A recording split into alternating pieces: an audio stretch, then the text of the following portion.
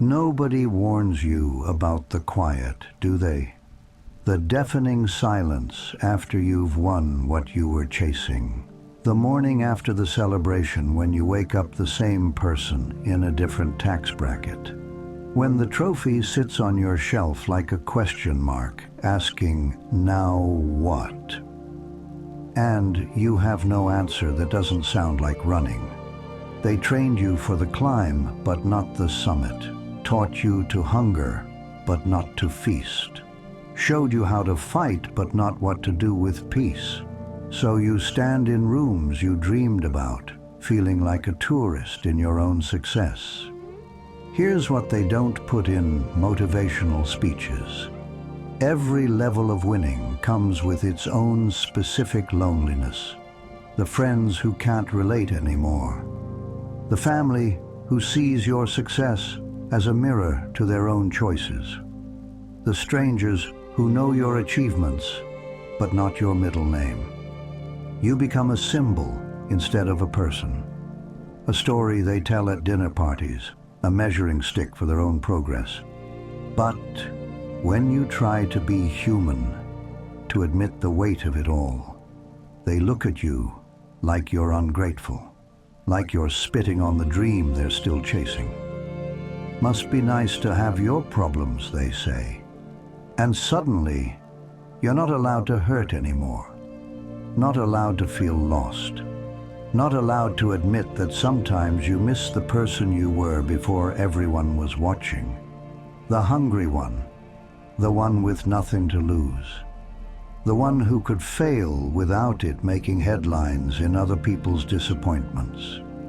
That version of you was friends with struggle, but at least struggle was honest. At least struggle didn't pretend. Now you navigate rooms full of people who want proximity to your success, but not intimacy with your truth. They want the polished version, the one that confirms their belief that making it fixes everything. But you know better now. You know that success is just trading one set of problems for another. That wealth amplifies who you already were. If you were anxious broke, you're anxious rich.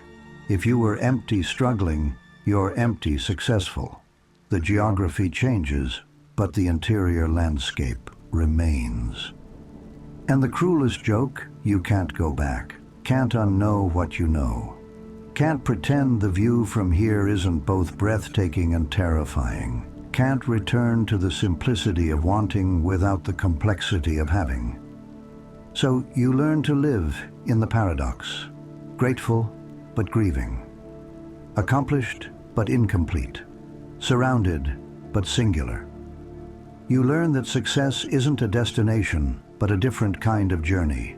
One with fewer maps and more mirrors. But here's what makes it bearable. What makes it worthwhile. In the quiet rooms, after everyone stops clapping, you finally meet yourself. Not the performer, not the achiever, not the success story. Just you, raw and real and remarkably ordinary.